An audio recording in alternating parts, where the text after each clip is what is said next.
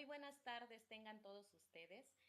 En este día quiero comenzar agradeciendo a la licenciada Carla Verónica Villacaña Quevedo, quien es la secretaria de las Culturas y las Artes del Estado de Oaxaca, y a todo su equipo por hacer posible este festival en su tercera edición en modalidad virtual gratuita. Y también a todos nuestros patrocinadores, que son la Casa de Música y Compañía Casa de Flautas Haynes, la agencia de diseño Inquiriente, a la consultoría en marketing MAIC y a la licenciada Gabriela González. Este día estoy muy contenta de presentar nuestra segunda charla que lleva por título El arte del estudio eficiente, que llevará a cabo mi querido maestro, el maestro Alberto Almarza. Él es profesor en Estados Unidos en la Universidad Carnegie Mellon en la ciudad de Pittsburgh y director del festival El Flautista Consumado y también asesor de este festival. Maestro Alberto, sea usted bienvenido. Muchas gracias por esta aportación a nuestro festival. Gracias, Yadi. Bienvenidos todos. Qué gusto estar nuevamente con nuestra familia de flautas. Y hoy día queremos hablar de el tema de la práctica, que es muy curioso, porque déjenme empezar con una pregunta para todos. Y levanten la mano si se sienten, si sí o si no.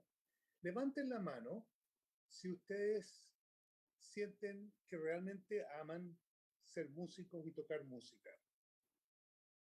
Levanten la mano los que sientan realmente un amor por la música, ¿cierto? Yo creo que yo estoy mirando acá las pantallas y todo el mundo está con la mano levantada, ¿cierto?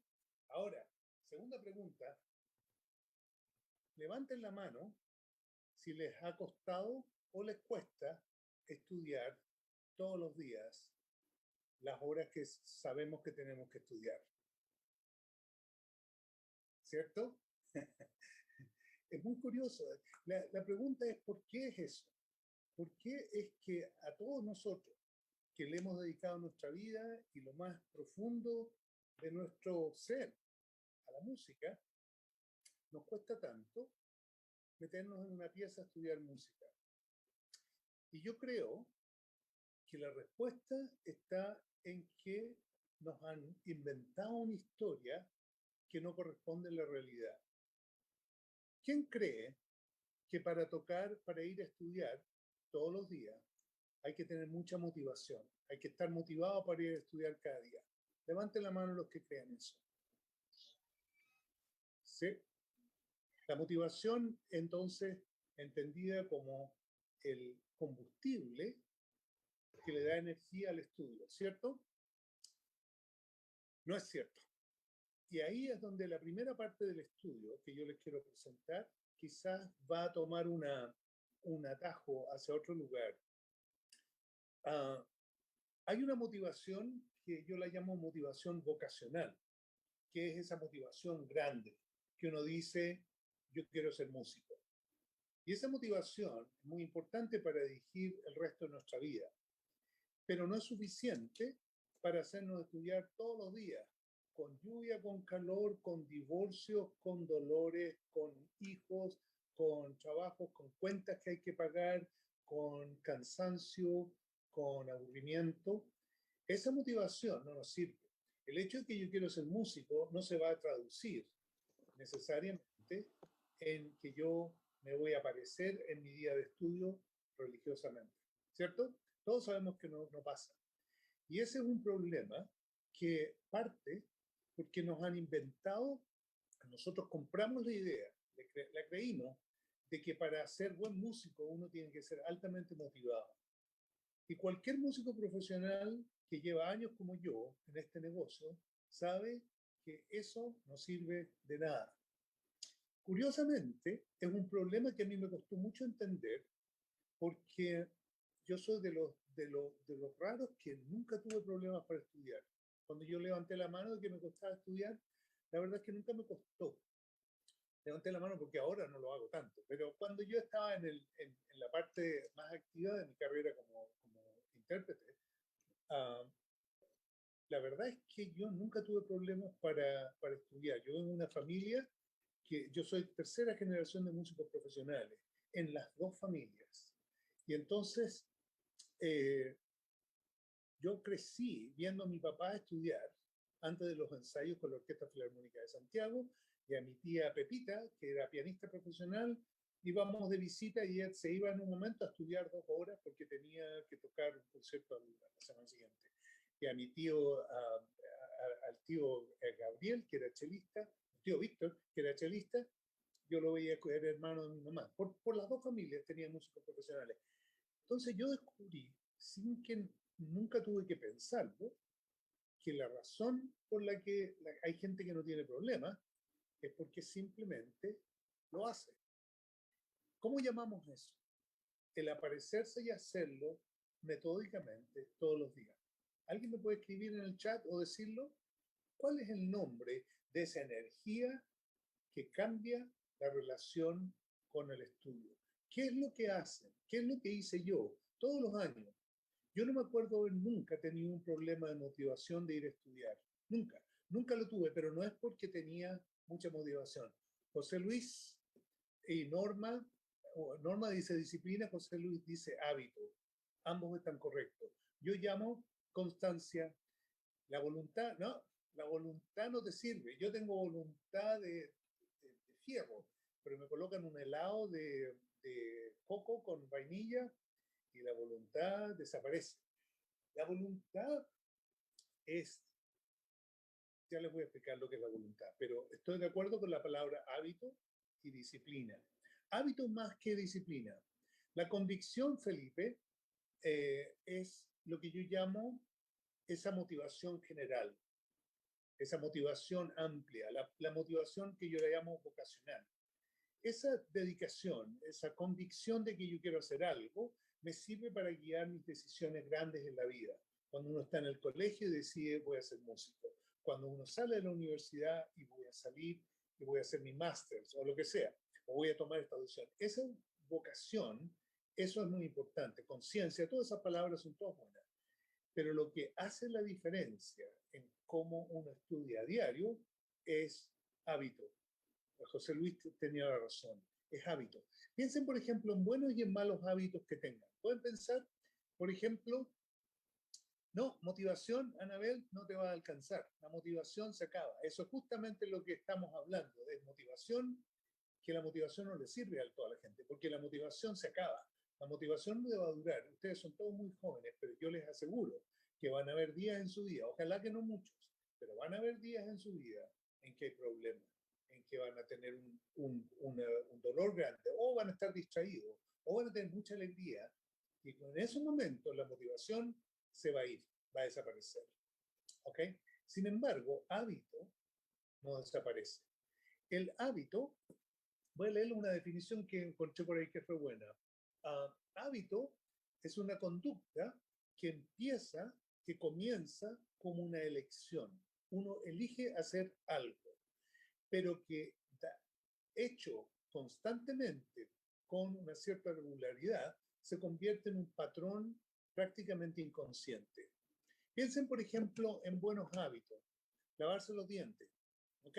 Si uno tiene buen hábito con eso, uno come y se lava los dientes. Y no puede, o mucha gente, por ejemplo, antes de tocar la flauta. Antes de tocar la flauta, te lavas los dientes. Es un hábito, no lo piensa, no hay que pensar en que yo quiero ser un gran músico y quiero tocar. Nada, vas y lo haces. Malos hábitos, gente, por ejemplo, que se muerde las uñas o que fuma o que, qué sé yo, son muy difíciles de quebrar. Los hábitos son muy poderosos y es una conducta normal de los humanos. Entonces, si nosotros usamos la fuerza del hábito para generar algo que nos beneficia, es, es imparable. Y yo con los años me empecé a dar cuenta que mi problema como profesor por muchos años fue que yo no podía entender cómo alguien no tenía motivación para estudiar. Porque yo pensaba que era un problema de motivación. Yo simplemente pensaba que era una cosa de que quiero hacerlo, porque se sentía así para mí. Yo sentía que sí, quiero hacerlo. La verdad es que yo no lo quería hacer más que ninguna otra persona, pero lo hacía porque era como lavarse los dientes, algo que lo hacía todos los días. Ahora, Esto se llama, yo lo llamo la ecología de la práctica. Hay una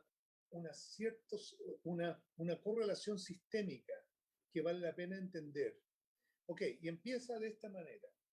Cuando yo tengo el hábito, y un hábito se puede crear dentro de 2 semanas, o sea, uh, por ejemplo, si ustedes deciden, la primera parte de la creación del hábito es voluntaria y es disciplina. La disciplina también se necesita. Alguien comentó disciplina, pero la disciplina también se agota. ¿Okay?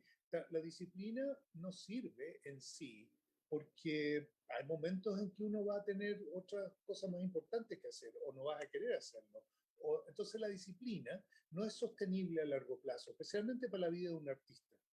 La disciplina quizás sea bueno para los soldados, pero para los artistas no funciona muy bien. Sin embargo, las 2 primeras semanas sí hay que ser un soldado, un guerrero. 2 semanas en las que ustedes deciden cuándo va a ser mi época, mi hora de estudio y cuánto tiempo voy a estudiar. ¿Ok? Y si hacen eso, si generan un hábito, es imparable. Ahora, dentro de 2, 3 semanas, el hábito se convierte tan natural que no lo van a tener ni que pensar. La clave está en que tiene que ser idealmente a la misma hora, pero por lo menos en el mismo segmento, en el mismo lugar, crear un hábito, una costumbre de hacer lo que tienen que hacer. Ahora, ¿qué es lo que pasa cuando uno hace eso? Aparecerse en la pieza del estudio y sentarse sin hacer nada o sentarse sin tener una organización, también va a agotar eso. ¿Okay? Lo que queremos hacer es acoplar el hábito con organización. ¿Qué es lo que eso significa? Que yo tengo que tener una estructura de cómo voy a estudiar. Una estructura que yo le recomiendo a mis estudiantes que hagan es la siguiente. Yo les pido que hagan 4 horas al día. ¿Okay? Muchos hacen más que eso, pero en 4 horas yo divido las 4 horas en 1 hora de ejercicios diarios, que son ejercicios de escala, arpegio, vibrato, toda la técnica pura, pero también ejercicios de sonido armónico, vibrato, dinámicas. ¿Ok? Ejercicios de control instrumental puro. ¿Ok? Primera hora. No tiene que ser una hora fija, perdón, una hora sólida, puede ser media hora de eso, pero en el día, 1 hora de ejercicios diarios. ¿Ok? Segunda hora de práctica, 1 hora de estudio. De estudio, como hay cientos de libros y son todos buenos. No hay ni un libro malo que yo haya visto en mi vida. Yo colecciono estos libros, tengo montones de ellos, los he estudiado todos. Yo he estudiado en serio, muy seriamente, por lo menos 20 libros de estudios en mi carrera. ¿Ok? Y yo creo que menos que eso es irreal. ¿Ok? Entonces, la segunda hora de las 4 horas va a ser dedicada al estudio. Cuando les explique el último segmento, le voy a explicar por qué. La tercera segmento son las 2 últimas horas, repertorio. ¿Ok? Ahora ustedes pueden distribuir el tiempo como quieran. Hagan media hora de estudio, media hora de técnica, 1 hora de repertorio, media hora de sonido y vibrato, etc. O sea, pueden distribuir, pero los bloques fundamentales de trabajo son 4. 1 hora de estudio diario que implica técnica y sonido y vibrato, todas las cosas, los aspectos fundamentales de la flauta, 1 hora de estudios, ¿ok? Y 2 horas de repertorio, ¿ok? Dividir el tiempo en 4 segmentos, en 3 segmentos, ¿ok? El repertorio siempre tiene más tiempo, pero aquí viene la clave. A menudo, cuando uno es joven, cree que porque tiene tanto que aprender, es mejor saltarse los estudios y es mejor saltarse la técnica diaria, porque mejor lo hago en la sonata de Prokofiev. Voy a aprender mi vibrato en la sonata de Prokofiev. O voy a aprender cómo se toca los arpegios a la nota del re en el primer movimiento de Prokofiev. La verdad es que eso tiene muchas desventajas. El objetivo principal de hacer estas 2 horas, si lo piensan, la mitad es trabajo técnico de sonido, la otra mitad es musical, ¿cierto? ¿Por qué? Porque lo que queremos conseguir es que todos nosotros estemos no aprendiendo la técnica en el repertorio, sino que aplicando la técnica al repertorio. Déjenme decir eso de nuevo. Es una frase del bronce. Un buen flautista, un buen músico en general, no aprende la técnica en el repertorio. No aprendemos ni el sonido, ni el vibrato, ni los dedos, ni las digitaciones alternativas. Nada de eso se debe aprender en el repertorio.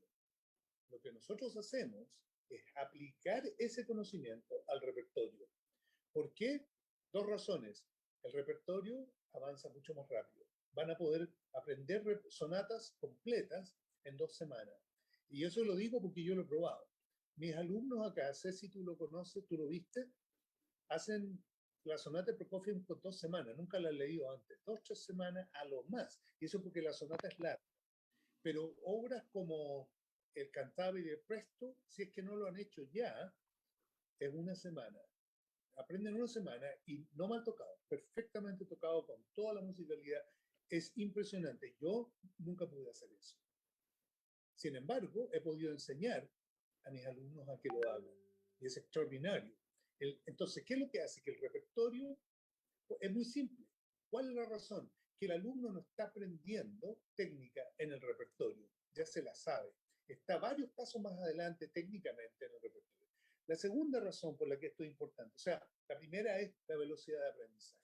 La segunda razón por la que es importante es porque si yo no estoy concentrado en cómo toco esta nota y qué veo y cómo muevo la mano y cómo es este ritmo, si yo puedo hacer eso a los 10 minutos de haber leído la obra, porque tengo el control técnico para hacerlo, ¿qué es lo que va a pasar?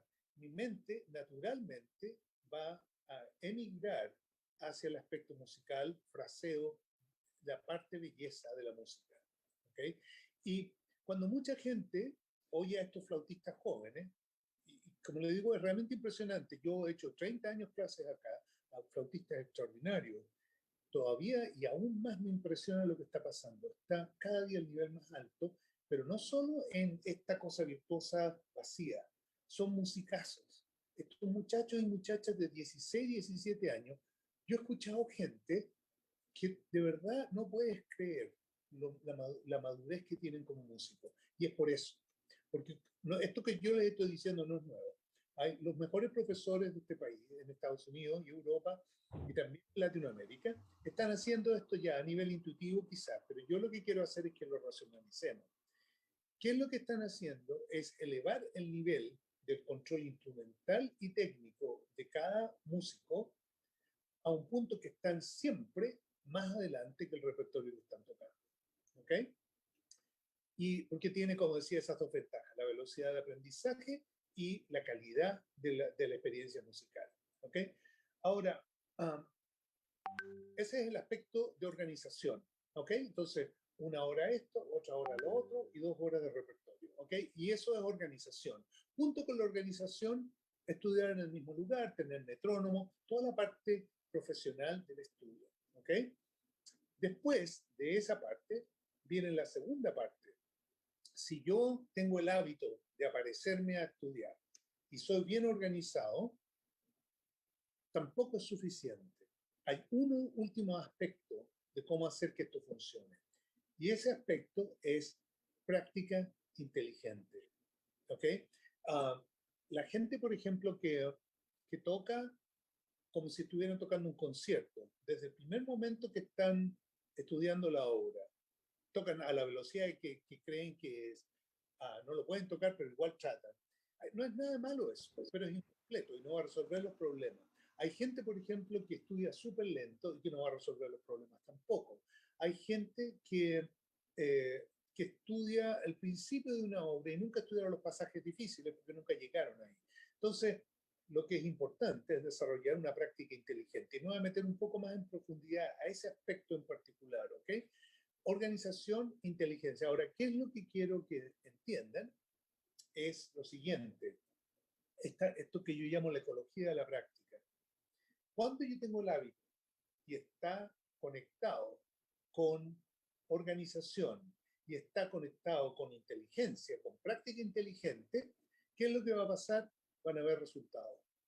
Es imposible que una persona que aparece todos los días y practica 4 horas al día y que estudia organizadamente la técnica de los estudios y el repertorio y que es inteligente en cómo organizar su estudio, qué estudiar, en qué orden, si esa persona aplica el práctica inteligente, inevitablemente va a haber resultados. ¿Y qué es lo que va a pasar ahí? Aquí viene la magia de toda esta cosa. Lo que pasa es lo que ha pasado, lo que tú ves con los alumnos que uno los considera súper talentosos. Cuando tú miras, esos alumnos no son más talentosos que el resto de nosotros, pero tienen este sistema. Lo tienen naturalmente o se los enseñaron, pero siempre, ¿sabes que hace poco me entrevistaron a mí en algo, en alguna parte, a raíz de que varios de mis alumnos jóvenes han ganado puestos muy, muy grandes acá en Estados Unidos?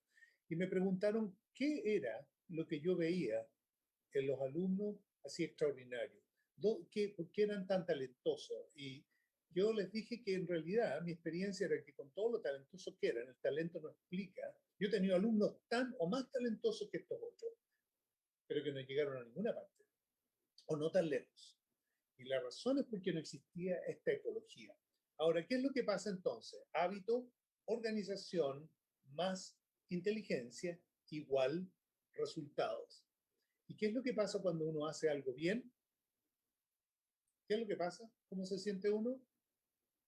La motivación se va para arriba, ¿cierto? Uno se siente bien, uno entonces tiene extra energía para hacer lo que estabas haciendo. Entonces, esto es la ecología. La cola de todo este proceso alimenta el principio del proceso. Pero el error es pensar que la motivación es primero. La motivación no es primero. La motivación, como yo lo veo, la motivación es un regalo del universo. Es como funcionamos. Yo me aparezco a mi trabajo, yo estoy organizado en mi trabajo y soy inteligente en mi trabajo, voy a ver resultados y eso me da motivación que feedback, que autoalimenta, retroalimenta todo el proceso nuevamente. Pero si, por ejemplo, en algún momento tengo malos resultados o no veo, o mi motivación se baja por cualquier razón, estoy pasando un periodo difícil, da lo mismo. Cualquier persona aquí que tiene más de 20 años ya ha pasado momentos duros, ¿cierto? Y cuando uno tiene más años, hay muchos momentos duros que vienen. Y yo no me acuerdo de ningún momento que me impidieron hacer mi trabajo. Y no fue por motivación. La motivación está en el fondo. Fue por hábito. Y el hábito me permitió, y la organización y la inteligencia me permitió convertir la práctica de la música en un evento que me motivaba y que me daba un refugio. En los peores momentos de mi vida, y yo, como todos, he tenido bastante malos, mi vida es muy feliz, pero como todos, hay momentos que fueron muy duros. Y en esos momentos me acuerdo siempre haber tenido la música al alcance. En el momento donde yo me metía a mi sala de estudio, yo estaba ahí en una cita con Bach, en una cita con mi amada música. No hay mejor que eso. Y te protege, te crea un refugio, donde tú puedes medir todos los aspectos de tu vida, es decir, la música no tiene por qué estar afectada por ¿cómo se dice? La convulsión del mundo. ¿Ok?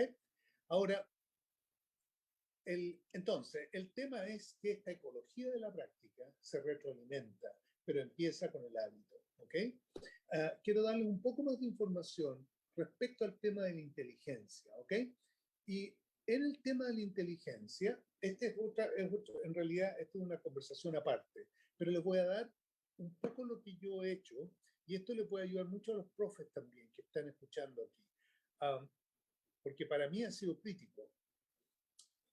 Cuando se trata de la práctica inteligente, yo hablo de tres mindset, se me olvidó la palabra, marcos mentales, ¿ok? Estructuras mentales que yo uso, en las que yo funciono, que están separadas una de otra. Déjenme darle un ejemplo. A veces yo camino en la escuela con mis alumnos nuevos y voy caminando ahí y oigo a alguien que está tocando la aparición de Schubert, que es de la primera obra que todo el mundo estudia conmigo. Y oigo, y yo ya sé que la lección va a ser horrible, va a ser un problema. Con todo lo bien que tocan, saben todas las notas, pero no va a ser una buena lección. ¿Por qué? Porque esa persona está en un marco mental que yo lo llamo el intérprete, el ejecutante. ¿Ok? Es un marco mental que y creo que la gran mayoría de los músicos jóvenes cometen este error. Que uno tiene la ansiedad de tocar la música, entonces uno quiere probar que la puede tocar. Y si uno conoce la música, vas a tratar de tocarla exactamente igual como la tienes en tu cabeza. Levanten la mano los que tengan el síndrome del ejecutante, que empiezan tratando de tocar la obra perfecta como saben que va. Entonces, si la primera lectura del Iber, yo empiezo y a pesar de que dejo como dicen en Chile, la tendalada, que significa una catástrofe, sigo nomás porque yo quiero tocar la cosa. Yo era así, yo era horrible, mi papá siempre me retaba por eso, ¿ok? ¿Cierto? Una gran cantidad de gente, fíjate, tiene ese problema. Ahora, ¿cuál es el otro? El otro, eh, ¿cómo dijimos? Un marco mental. El segundo marco mental es el artista, ¿cierto? El artista, que es muy valioso, el artista es el músico que entra a tocar y sabe que no hay nada malo, ni uno de estos son equivocados, ni uno. El ejecutante lo necesitamos y el artista también. Ayer Sebastián tocó tan bonito el concierto de Iber, el segundo movimiento. Y yo pensé, este muchacho está atrapado en el artista. ¿Por qué? Porque se le perdió su tempo. Se fija, porque está tan metido en la parte creativa. ¿Qué tiene de malo eso? Nada, absolutamente nada. Eso es una virtud, pero hay que ponerle en el momento apropiado. Si yo, por ejemplo, me gasto 4 horas, déjame poner esta cosa aquí, okay. Si yo me gasto 4 horas,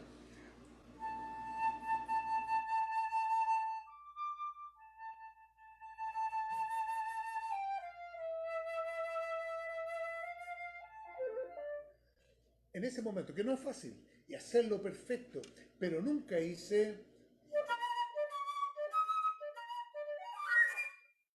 toqué ese, estoy mal. ¿Por qué? Porque en los arpegios al revés es donde se me va a desparramar todo esto. Si yo no puedo hacer esto, este pasaje, por ejemplo, si no tengo la técnica para hacerlo, da lo mismo que al principio haya sido lo más poético del mundo, ¿cierto? Entonces, el artista, el marco mental del artista tiene una función, pero no puede ser, hay que traer al artista a trabajar en su momento apropiado. Y el último marco mental es el marco del científico, ¿ok? Hay gente que es sumamente analítica, que se fascinan con la armonía, que están pensando en números. Yo tengo la cabeza llena de números todo el tiempo cuando estoy tocando música. Yo siempre me relacioné a la música como una cosa, probablemente porque mi papá era compositor, siempre entendí la cosa estructural, porque yo me sentaba, yo de las memorias más tempranas que tengo, de niño, de chico, es estar debajo del piano en la casa de mi papá, jugando con los trencitos de madera, que todavía juego con trenes, pero jugando con los trencitos de madera mientras mi papá componía música. Y yo cantaba las cosas que él tocaba, era como, mira, como aprender por osmosis. Fue uno de los mejores entrenamientos musicales que uno puede tener. Pero ese músico tiende a... El músico científico es el fondo el que busca soluciones a los problemas, ¿ok? Que es analítico, ¿ok? Entonces, la última etapa de esta la llamamos la etapa analítica. Entonces, para recapitular, son 3 etapas. Una etapa analítica, una etapa artística y una etapa de ejecución. ¿Ok? Y en ese orden tienden a funcionar mucho mejor. ¿A qué me refiero? Que la primera parte, digamos que tienen 2 semanas para aprenderse algo nuevo. La primera parte del trabajo no es tocar la obra, ni siquiera encontrar la poesía todavía. La primera parte del trabajo es descubrir dónde están los problemas en sonido, afinación, vibrato, ritmo y técnica. ¿Qué son esos? Los 5 fundamentales. Estos son los pilares fundamentales de la música en cualquier instrumento. Sonido, afinación, vibrato, ritmo y técnica. La parte analítica consiste en decir pa, pa, pa, ta, ta, ta, ta, ta, o tiriri, ta, ta, ta, ta, ta, ta, ta, ta, ta, ta, por ejemplo, que es un clásico, ¿eh? Sabe que no estoy refiriéndome a alguien, lo tocó hace poco en la clase anterior, pero todos nosotros sabemos, ¿cierto, Sabina? Ceci, hemos corregido esto mil veces, el tema de que no toque tresillo, ti, ta, ta, ta, ta. Yo, si tuviera un centavo por cada vez que he corregido eso, sería un hombre millonario. Entonces es un problema típico de cómo uno enfrenta los problemas técnicos. Entonces, en la primera etapa del entrenamiento, tenemos 2 semanas, yo usaría mis primeros 4 o 5 días para analizar dónde están los problemas, ¿okay? ¿Dónde están los problemas y cuáles son las soluciones? En áreas de, sonido, vibrato, afinación, ritmo y técnica. ¿Ok? ¿Y cuáles son las soluciones? Para esta cosa voy a usar este daje, para esto tengo que medir el ritmo, para esto voy a estudiar con metrónomo, etc. ¿Ok? Entonces, una vez que tengo esa estructura armada, eso en sí no resuelve el problema de la música. No va a ser una buena lección, porque eso es lo que se espera. ¿Ok? Ahí tengo que abrir la puerta al artista, pero solo en ese momento. Si yo le abro la puerta al artista un poco antes, el artista es hedonista, el artista quiere belleza, quiere creatividad, quiere gozar con la música, y el artista normalmente es el peor consejero que pueden tener en el estudio. Al artista hay que abrir la puerta con un ratito y decir, ok, armé todo esto, ¿cómo lo embellezco ahora? Y el artista te va a decir, ¿has pensado en los números? Cuando Bach escribió esto de las siestas secuencias, ¿cómo lo vas a hacer? ¿Por qué no usar dinámica? Y entonces el artista trae dinámica, articulación y color. Ese es su paquetito de magia. ¿Ok? Trae la articulación y dice, aquí quizá para conseguir el carácter, el artista se conecta mejor al carácter y al espíritu de la música. El artista está preocupado de qué es lo que Frank quería decir en la sonata. ¿Okay? ¿Qué es lo que Prokofiev, por qué Prokofiev escribió esa obra en el momento en que el ejército nazi avanzaba en la Unión Soviética, destruyendo, y murieron, ¿cuánto? 15, 20 millones de rusos en esa época, ¿cierto? ¿Por qué es que Prokofiev escribió esa sonata en el momento más oscuro de su vida? Probablemente la obra más dramática que él ha escrito.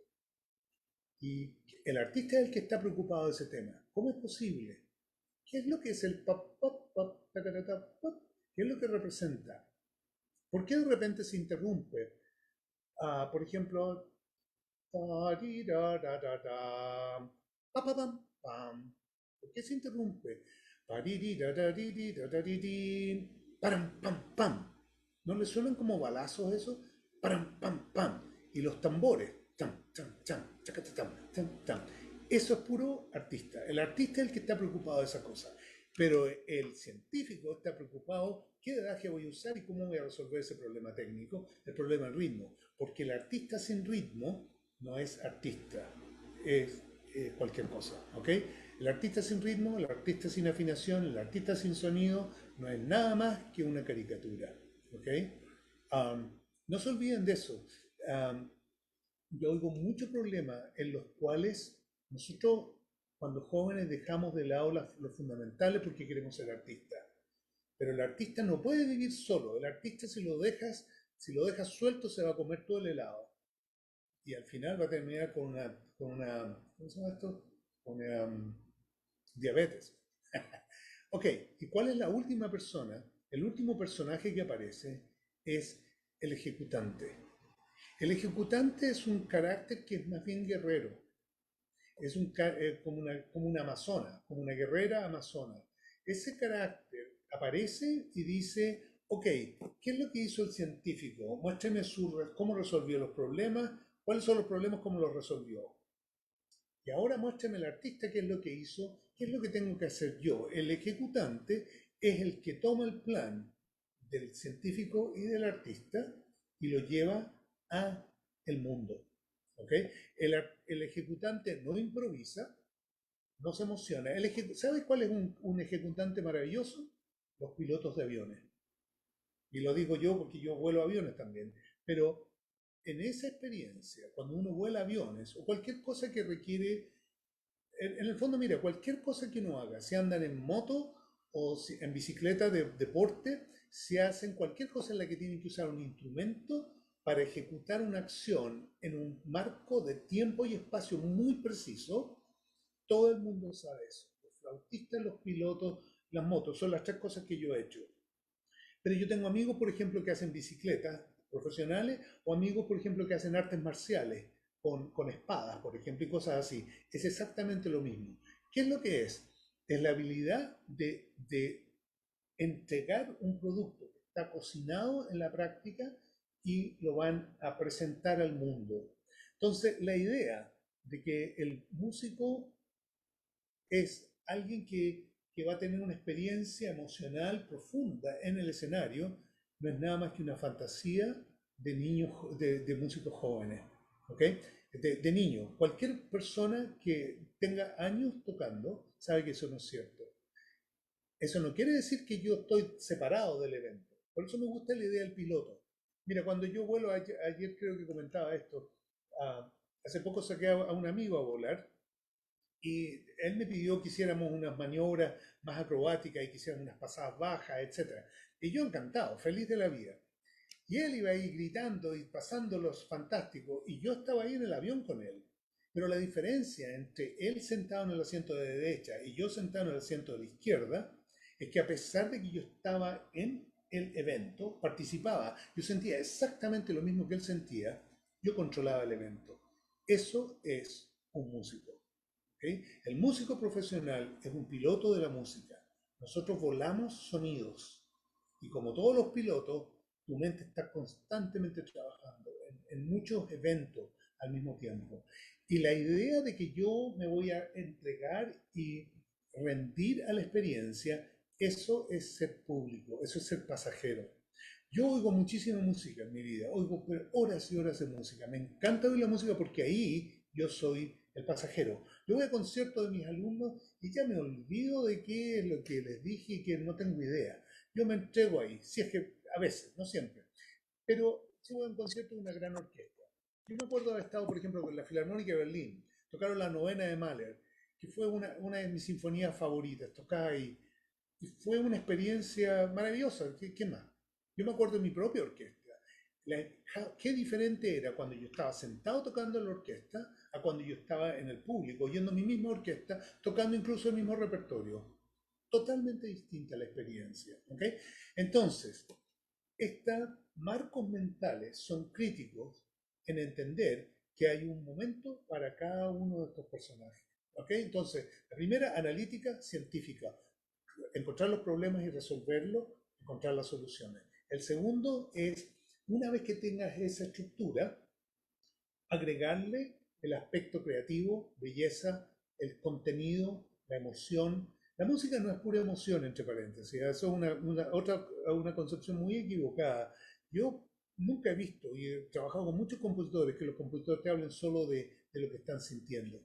Los compositores hablan de estructura, de matemáticas, de arquitectura. Es maravilloso. Es mucho más completo que puras emociones. Si para puras emociones tenemos las telenovelas, yo quiero todo, yo quiero las emociones.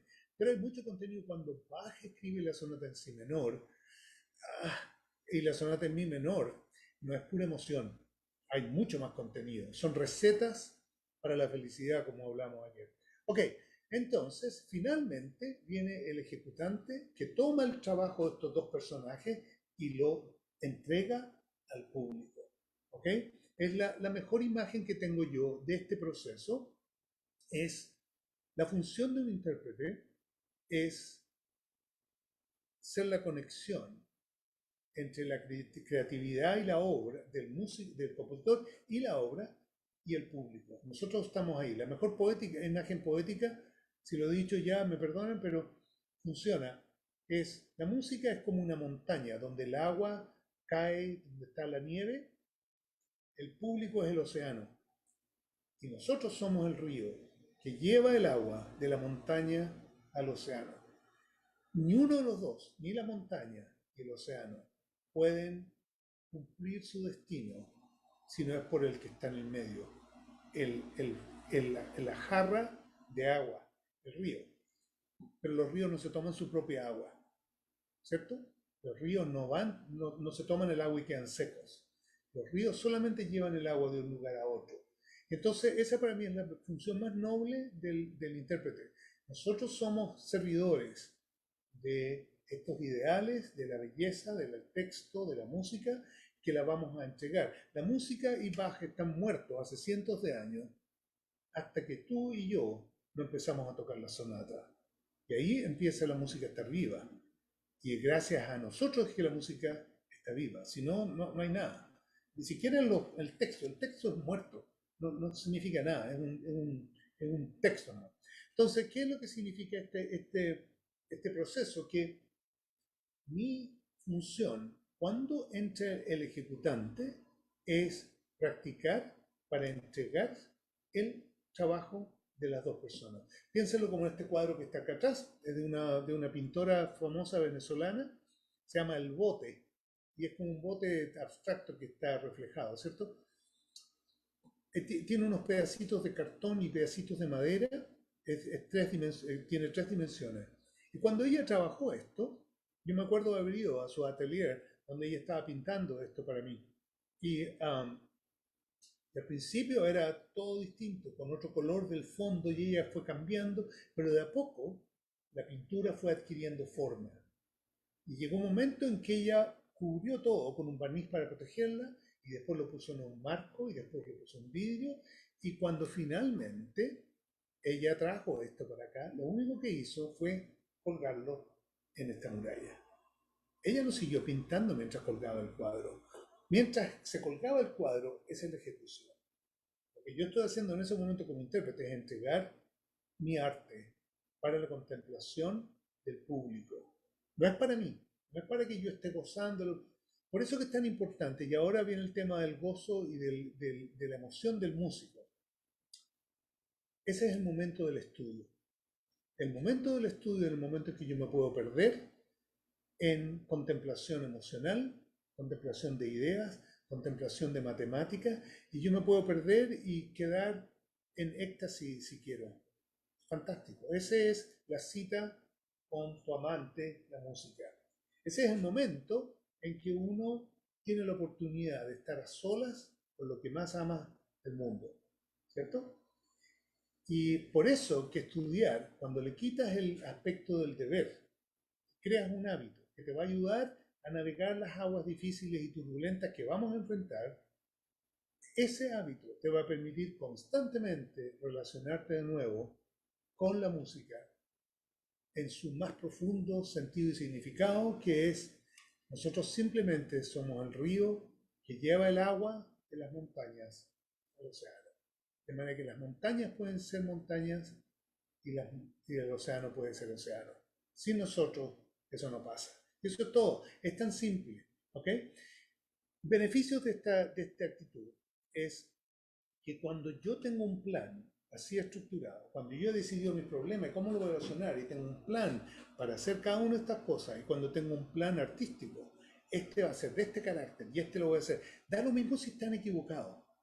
Si al final la belleza de la música es que ahí nos permite muchas discusiones al respecto y a veces hay más de una o dos o tres versiones. ¿Ok?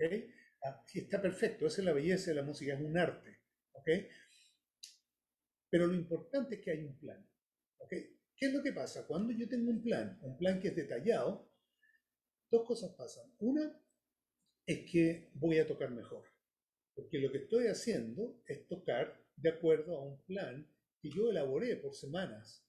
¿Ok? Y entonces mi plan es lo mejor que yo puedo hacer. Por lo tanto, mira, piénsalo como este pintor. Si ella está pintando hasta el último momento antes de poner el cuadro en exhibición, capaz que no salga tan bueno. ¿Okay?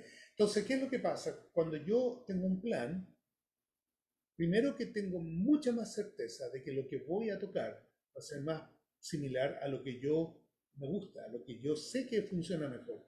Y la segunda cosa es que si algo pasa, si algo te distrae, si algo pasa que se te atravesó un dedo, la mano estaba fría, o qué sé yo, lo que sea, tienes a dónde volver, porque tienes un camino trazado, un mapa. Tú tienes en el mapa, es como el GPS, esa línea morada del GPS, sabes a dónde ir. Tú dices, oh, me fui para este otro lado, ¿dónde me acerco? ¿Dónde voy lo más cerca de la línea morada de nuevo? Ese es el plan de la música. Y eso es lo que permite que gente que toca muy bien se recupera tan rápido que la mayor parte de nosotros no los escuchamos. ¿Okay? No nos damos ni cuenta. Un último comentario con respecto a estas tres marcos mentales. Yo enseño que son en secuenciales, analítico, artístico y de ejecución. Sin embargo, la verdad es que se mezclan un poquito. ¿Okay? Por ejemplo, si el día antes de tocar no doy cuenta, algo pasó y sonaba bonito, que es artístico, lo voy a integrar, por supuesto lo voy a integrar. Te fijas, uno siempre está pensando analíticamente, pensando que este viaje no funcionó, voy a buscar otra mejor opción.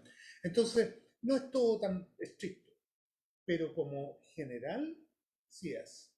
Es mucho más práctico empezar con un plan, con un aspecto analítico, seguir con un aspecto artístico y después uno de ejecución. Y para los profes, muchos de nosotros hacemos esto intuitivamente, pero yo lo hago conscientemente, que es que yo sigo donde el alumno está en una de estas tres dimensiones.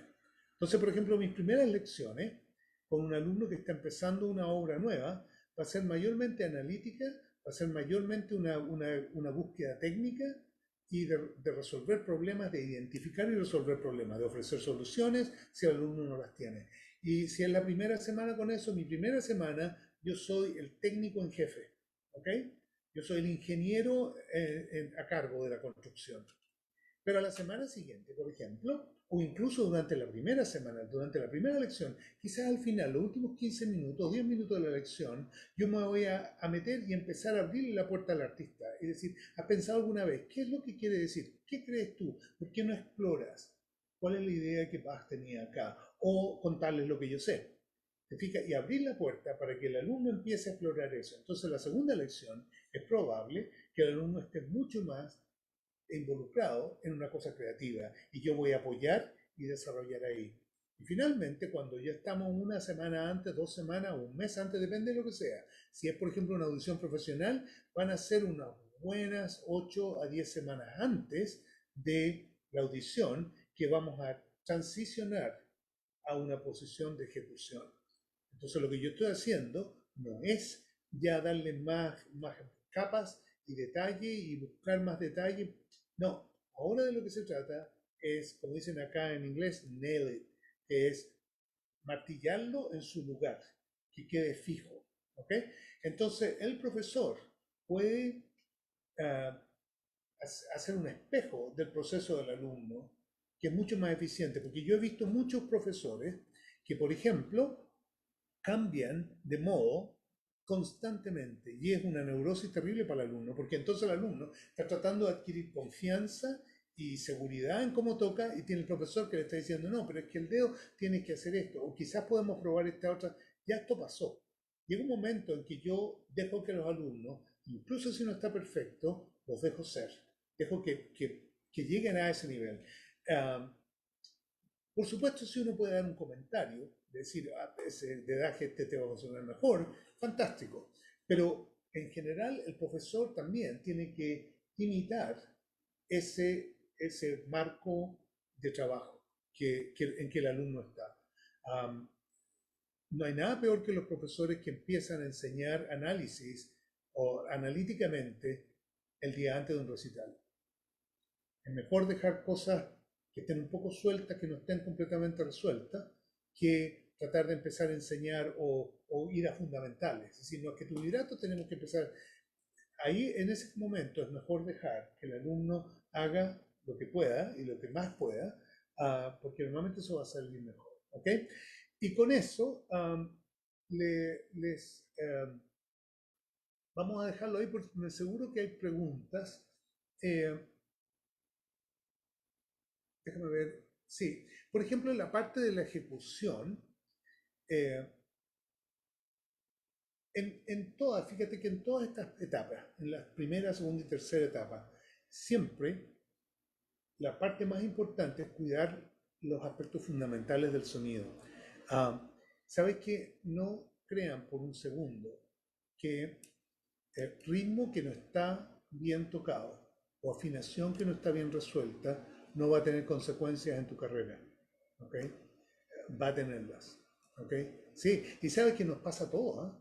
Pasa a todos. El otro día estaba grabando algo así para entretenerme y me di cuenta que eran unas cosas que estaban muy feas. Por eso, mira, lo ideal es grabarse todos los días y tocar siempre, siempre con el metrónomo. Siempre. Sabes que yo he visto a mi profesor, Julius Baker, que es un monstruo técnico, todos los días con metrónomo hacía escala y arpegio. Era su hábito. Sabes que un comentario respecto al ritmo que yo me llama la atención, que en nuestra cultura, que es una de las culturas más rítmicas y musicales del mundo, peleamos tanto con el ritmo. Fíjate que esto no pasa tanto en Europa, no pasa en Estados Unidos, no pasa en Asia. Yo he hecho clase en todos esos lugares y no pasa tanto como pasa en Latinoamérica. Y yo creo que es algo de la cultura que nos ha dicho que el ritmo todo lo tenemos internalizado y que el ritmo, tocar con ritmo preciso, muere la música. La música tiene que ser más libre, que yo quiero ser un artista y todo eso. Ahora, mi opinión respecto a eso es que un ritmo perfecto es un ritmo más bello. Yo sugiero que el estudio del ritmo sea mucho más consciente, no porque es un deber, sino porque nos acerca más a la música, a la belleza de la música. El ritmo tiene tanto impacto en el carácter que puede transformar completamente, radicalmente, la belleza o no de una pieza de música. ¿Okay? ¿Qué es lo que yo hago para el tema del ritmo? Una es el tema del pulso, pero la otra y la más complicada es el tema de la subdivisión interna del ritmo. Porque uno puede tocar completamente equivocado y pegarle a todos los tempos. ¿Okay? Y para eso, grabarse, escuchar analíticamente, esa es la primera etapa. La primera etapa no puede fallar. Todo lo que hagan, por eso se llaman fundamentales, son como los pilares. Si hay fallas en sonido, o afinación, o vibrato, o técnica o ritmo, no hay perdón, lamentablemente. ¿Sabes qué? Hay una cosa que yo les quiero decir a todos los músicos jóvenes que tienen la pasión por ser artistas y músicos. Y es que a menudo existe últimamente una cultura como antiperfección. Ahora, yo estoy completamente en contra del perfeccionismo. Perfeccionismo es una neurosis que no sirve de mucho, pero la perfección es una aspiración que todo músico debe tener.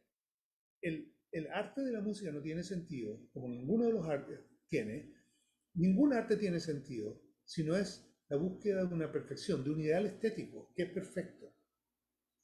Y eso yo he aceptado que nunca va a llegar, pero que lo voy a seguir buscando hasta el día que me muera. ¿Okay? Es la búsqueda de la perfección, de la belleza estética de la música. Ahora, yo sé que estoy limitado, sé que me cuesta llegar ahí, yo sé que va a ser difícil, yo sé que no, yo no soy perfecto, pero eso no me impide buscar la perfección. Entonces, la búsqueda de la perfección, hecha no con perfeccionismo, pero con amor por la música, es una herramienta muy poderosa, porque nos va a dar la motivación y la energía para buscar más allá. El ritmo, la precisión del ritmo, no es un problema militar, no es un problema de disciplina, no es un problema de deber, es un problema de belleza, simple como eso. Cuando hay ciertas cosas, por ejemplo, estoy pensando,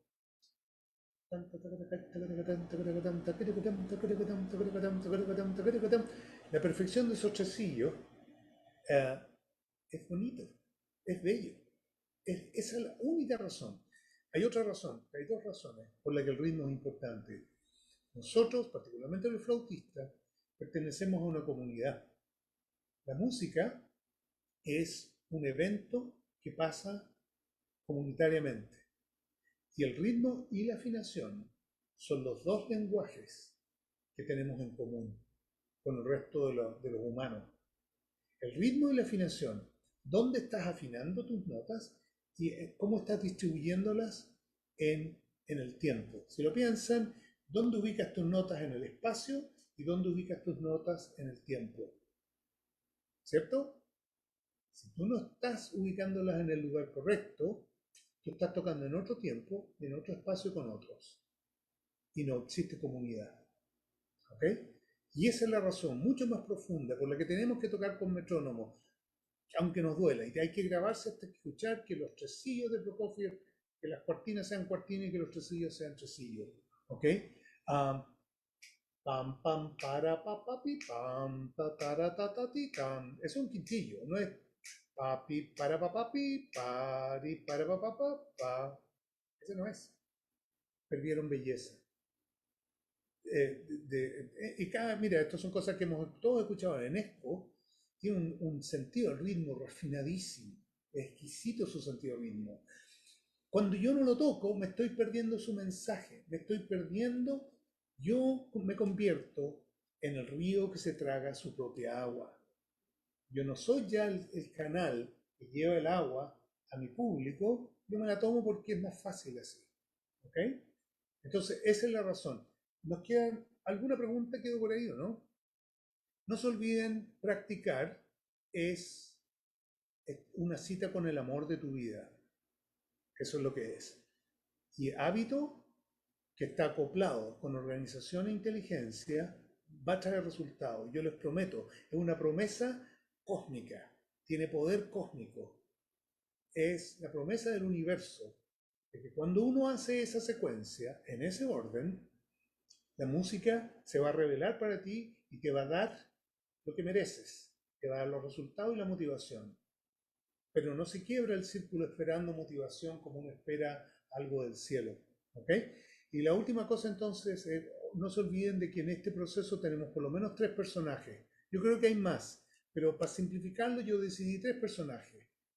El científico analítico, la persona inteligente, el artista, que es emocional, que busca la belleza, el esteta, y el ejecutante, que es el soldado que entrega el producto al resto del mundo. Ok, había una pregunta aquí rapidito antes de que empecemos ok, um, qué buena pregunta, José Luis. ¿Sabes qué? José Luis pregunta me pide que hable un poco de escuchar. ¿Sabes que escuchar música esta es la frase que quiero que aprendan? Uno es tan bueno como músico como lo eres escuchar, al escuchar. Eres tan bueno al tocar música como lo eres al escuchar. Lo que no escuchas no puedes tocar. Lo que escuchas sí lo vas a hacer. El cuerpo es maravilloso, nuestra mente es extraordinario, pero si no tienen la información adentro, no hay forma de replicarla. ¿Te das cuenta? El texto no sirve para eso. El texto es simplemente un mapa que te dice sí para allá. Pero, ¿sabes qué es? Yo tenía una gata que se llamaba Pepper, y Pepper no entendía esto. Entonces, yo le decía, Pepper, mira, hay un pájaro allá. Y Pepper me miraba el dedo. Decía, Pepper, no, ahí en la ventana hay un pájaro, mira el pájaro. Y ella me miraba el dedo. Y no hubo caso nunca que ella aprendiera. Los perros saben eso, entre paréntesis. Los gatos tienen otra inteligencia. Pero en este caso, Pepper miraba mi dedo. Y yo siempre pensé, Pepper no sería muy buen músico. Porque ella no entiende que el dedo es un dedo apuntando al pájaro, no es el pájaro. ¿Cierto? Y eso nos pasa en la música. Cuando yo tengo un sonido, un paisaje sonoro adentro de mi cabeza y de la célula donde sea que esté, yo voy a poder replicar eso. Si no está, no hay forma. Tu habilidad de escuchar un escaneo profundo va a cambiar cómo tocas, porque uno oye, uno toca lo que oye. ¿Okay? Muy buena pregunta, José Miguel. Eso para mí es parte del estudio. Por ejemplo, yo incluiría que si voy a escuchar la hora que estoy tocando, que me toma 10 minutos, eso es parte de tu estudio. La otra cosa que les sugiero, aprendan el arte de escuchar dedicadamente. Es mentira lo que nos han dicho que uno puede hacer multitask, multifunción. No es cierto. Los pilotos saben esto muy bien. Y ya les voy a hablar de eso después. Hay una manera, Bueno, no le voy a hablar de eso quizás el próximo año, pero hay una manera de organizar las funciones automáticas, ¿ok? Porque los pilotos tienen que hacer muchas cosas, pero tú no puedes hacer más que una a la vez que es consciente. El resto pasa todo a niveles más bajos de conciencia, hasta que queda completamente automático. Y eso es lo que nosotros hacemos como músicos. Entonces, nuestra práctica consiste en saber qué es lo que tengo que pensar, qué es lo que tengo que casi pensar, qué es lo que tengo que he pensado antes y que funciona, qué es lo que tengo que mecanizar, qué es lo que está completamente inconsciente. Yo tengo que saberlo y cambian constantemente de orden. Ese es otro tema, pero el tema de escuchar es esencial y escuchar atentamente. Yo les ruego que se sienten a escuchar sin ni siquiera la partitura. A escuchar la música primero, después con la partitura. Y nunca, cuando estén estudiando música que van a tocar, hagan otra cosa. No estén haciendo trabajo, no estén contestando emails. Se nota la gente que tiene poca profundidad al escuchar. ¿Ok? Incrementar el rango del escáner. ¿Ok? Ahora, creo que tenemos que terminar, ¿cierto? Sí, Maestro, ¿tendría oportunidad solo de una pregunta más? sí, claro. Sí, Claudia, por favor, y de ahí ya terminaríamos, maestro. Muchas gracias. Hola, maestro. Primero que nada, muchas gracias por compartir todo esto con nosotros. Mi pregunta es, sé que mencionó mucho acerca de lo importante que es grabarse y escucharse a sí mismo. Me preguntaba si, aparte de grabar repertorio y grabar estudios, si también recomendaría grabar el calentamiento, o sea, técnica y ejercicios de sonido para analizar esa parte. Sí, absolutamente, es muy buena idea. Yo pido a mis alumnos que se graben todo. Y la razón es re simple. Justamente tiene que ver con las multifunciones. ¿Se han dado cuenta que cuando uno va manejando, uno puede saber que la persona adelante está en el teléfono mientras maneja? ¿Se han dado cuenta? Uno siempre sabe. ¿Por qué? Porque el auto va un poco más acá, más allá, la velocidad no es constante. A mí me vuelve loco eso, especialmente porque yo como piloto estás entrenado a mantener exactamente la misma velocidad todo el rato. Entonces yo estoy constante mirando todos mis instrumentos y manejo como vuelo un avión. Entonces me vuelve loco esta cosa que tú sabes. Y cada vez que paso al personero, está en el teléfono. ¿Y por qué? ¿Qué es lo que pasa? Es que nosotros como somos cazadores visuales, nosotros evolucionamos, lo mismo que las águilas y los búhos, con vista frontal, que son los predadores, ¿ok? Que nos permite enfocar en una presa, en un punto fijo. Y nuestra visión tiene predominio sobre todas las otras funciones cerebrales. Entonces, cuando tú estás ocupado o ocupada en cualquier función visual, tu función aural se reduce. Por eso que mi profesor, Julius Baker, nuestro profesor, Sabina, hablaba hacía que todos tocaran de memoria. Todo. Yo toqué por 2 años mientras él hice el Masters con él. Cada lección fue todo de memoria. Un par de veces pude tocar con música y me dejó tocar, sino el resto era siempre de memoria. ¿Por qué? Porque él entendía eso. Él decía, no me importa si tocas con música en el concierto, pero quiero que estudies de memoria, todo de memoria. Y yo todavía tengo buena memoria gracias a eso. ¿Por qué? Porque cuando yo toco de memoria, yo lo que quería es tocar de memoria, memorizar rápido, es una práctica, memorizar rápido y los pasajes difíciles, no hay que tocar todo en memoria, pero cualquier cosa que yo tengo que trabajar un poco extra, lo memorizo automáticamente y a través de los años pasa casi sin esfuerzo. Y la otra cosa es grabarse. Si yo cualquier cosa, estoy tocando un arpegio, algo suena raro, pum, aprieten el play o el record button y que empiece a grabar para poderlo escuchar de nuevo. Si no me puedo alejar de la música, por lo menos grabar y tratar mucho de tocar de memoria, porque eso libera la mente de su función visual y te permite escanear mucho más en profundidad. La gente escucha mucho mejor cuando está con los ojos cerrados, por ejemplo. Mi abuelo era un violinista ciego, quedó ciego muy joven, era un violinista profesional, fundador del primer cuarteto profesional en Chile, y era legendario lo que el señor podía hacer. Yo no lo conocí, lamentablemente. Él fue campeón mundial de ajedrez en simultánea, donde jugaba con 12 otros jugadores, ciego, memorizaba todos los partidos. Y él decía, comparado con tocar un cuarteto de Beethoven, esto es fácil. ¿Okay? Entonces, déjenme mostrarle algo rapidito. Se ganaron les voy a presentar a mi amigo Cosmo. Cosmo es el gato de mis vecinos y él sabe jugar Hi-Fi.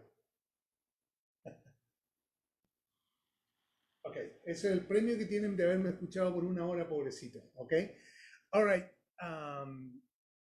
Quedamos en Muchas eso. gracias, ¿Cierto? maestro.